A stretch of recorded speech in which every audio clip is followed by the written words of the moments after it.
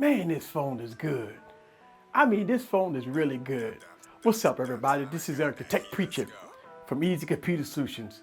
I got the Moto G7 2019 device, and I've been using it with my main SIM in it for a few days now, and I've been blown away on how Motorola have this device.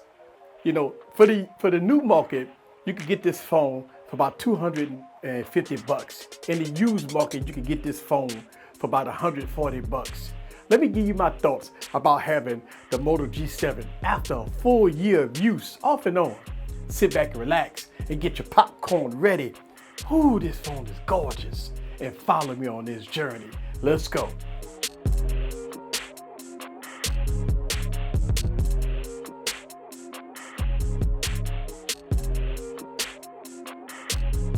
What's up, guys? This is Eric back with another video. So I got the Moto G7, and it's coming up, and it's past 1 year as of me recording this video.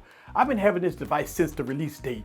I've been having my main SIM in it for a few days to kind of play around with it, and I've been blown away about a lot of aspects about this device. In the new market, you can pick this phone up for about $250, $299. In the used market, you can get it for about $140. And I'm gonna tell you, this phone here screams quality. A lot of controversy with this device, you know, when it comes down to the design. But we're gonna talk about that. Let's go and talk about the specs. 632 processor, 4 gigs of RAM, 64 gigs of internal storage. You got SD card support in this one. You got a max vision display on here, absolutely amazing. And it's 1080p. You got all the bells and whistles here, fingerprint scanner on the back. You got the Oreo camera setup, dual cameras. And then you have a front-facing camera. You got the teardrop notch. And I'm gonna tell you, all in all, this phone here for $140, definitely a steal. But it got some cons with this phone too. So let's go and talk about the design. This phone here is absolutely amazing. It has the curved back. I mean, it fits really good in the hand. This phone is absolutely amazing. They got two colors of this device. They got this kind of bluish black version, and then you have the all white. And I'm gonna tell you, the black one is absolutely amazing. Of course, it's a fingerprint magnet, but it's glass on glass, and it's a nice compliment to what this phone can do, right? So when it comes down to the design, it's absolutely amazing. Now, even though you have a curved back, you have a flat display. And overall, I like the way this phone design look.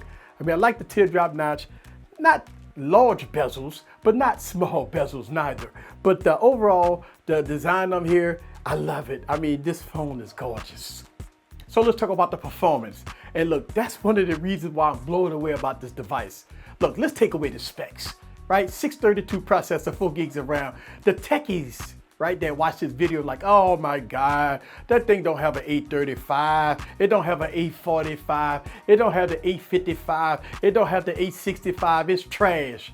I'm gonna tell you, this phone is blazing fast. I played some games on here and no hiccup, no stuttering, no drop frames. It don't get even hot.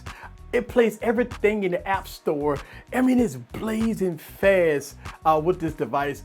Look, here's the thing. Again, if you take away the specs, you wouldn't even know that this device had a 632 processor in it because of the performance of it. I mean, this phone performs very well. Actually too well to be a 632 processor. I'm wondering if Motorola snuck like an 845 or 855 in this device, because look, I've had phones like Blackberries, right, with 600 series processors in it, and they was laggy as hell. I mean, as far as performance, the performance has been bad on some 600 series processors, but guess what? 632 does its due diligence here on this device, but they do have a con. This phone is stuck on Android 9 with January 2020 security patch. That's a shame, Motorola. This phone should be Android 10. But I do understand this phone runs really good, but come on now, Motorola. Let's get this phone some TLC. Let's get this phone up to Android 10, because guess what? In 2020, it's a highly recommended phone for me because of the performance, the design, and everything in between. So yeah, I'm gonna tell you, Motorola, get this phone updated to Android 10. Come on now, don't lose faith in the Moto G7. I know you got all your new phones coming out, but the Moto G7 is a very good phone, but still stuck on Android 9. So let's talk about these cameras. You got dual cameras on the back, you got a single camera on the front. Now, come on now, here's the thing. I remember when this phone first came out and people was tripping about the Oreo look in the back. They always used to be tripping about how Motorola phones had that Oreo back. People called it ugly. People said it was nonsense. It was ugly. But fast forward it to late 2019 going into 2020. This is like the normal design. I mean, we seen OnePlus do it. We seen Huawei do it. We seen companies do it with the Oreo-shaped cameras, and everybody said, "Oh, it looks so good. It's so beautiful." But when Motorola did it, it was the worst thing since sliced bread. I mean, I used to listen to the comments, and I watch the comments, and I read the comments, and I watch videos and stuff like that. They really tripped about the Oreo design of the Motorola devices. But now, if you fast forward it, now when OnePlus do it, Huawei do it, and all these other companies got the Oreo design in the back, it's a breath of fresh air. It's the best thing since sliced bread. It's a beautiful design. But when Motorola did it, it was ugly. This is tripping. Why Motorola make an ugly phone like this? This phone is absolutely gorgeous. But let me show you some samples here with this device when it comes down to the cameras. So check this out.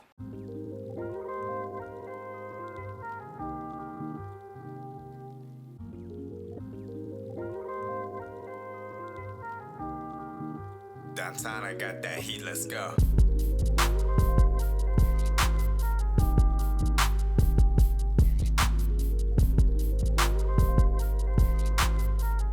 All right, so this is the front-facing camera, and I'm in my studio, and I want y'all guys to see this of the Moto G7, right? And it's a very good phone. Now, look, here's the thing: for $140, for $200, look, it's not a bad front-facing camera. I mean, yes, it could be better, but this is a mid-range device, so I can see where Motorola is coming from. But I can tell you, it looks really good. I'm looking at the viewfinder. Front-facing camera don't look that bad at all. How about the audio? Look, I'm in my studio having fun and reviewing the Moto G7, and I just want y'all guys to see that. Look at that. You know, I mean, look at that sky. And look, this is not green screen, by the way. A lot of people think that's green screen. No, that's the green screen over there. So I just want y'all guys to know, this is the front-facing camera of the Moto G7. Let's go. So as you can see, the Moto G7 camera is not bad. For $140 in the used market and $200 in the new market, hey, guess what? That's not bad. Now look, a lot of people say, well, this could be a good secondary device. Look, I've been using this phone for a couple of days with my main SIM in it, right? Just kind of get back familiar with it. And I'm gonna tell you, I like this phone. Like, yeah, of course you gotta put a case on it because it's all glass. And I think Motorola did a good job with this device. The speed up here, and it's a light version of Android. That's the key to success. I mean, you know, Motorola got its features. You know, you got the chapter for the light, and you have the twist for the camera and everything. I mean, they got their good features that you all know and love. And they keep that on with every generation of Motorola device. But this phone is good. Like, the cameras are okay. The speed of it has been blowing me away. The design of it has been really good. The price is really good, right?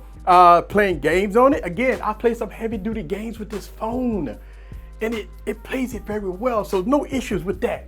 Battery life has been extremely good on here. Definitely get through the day. You know, with heavy to medium use, I can get through the day with this device.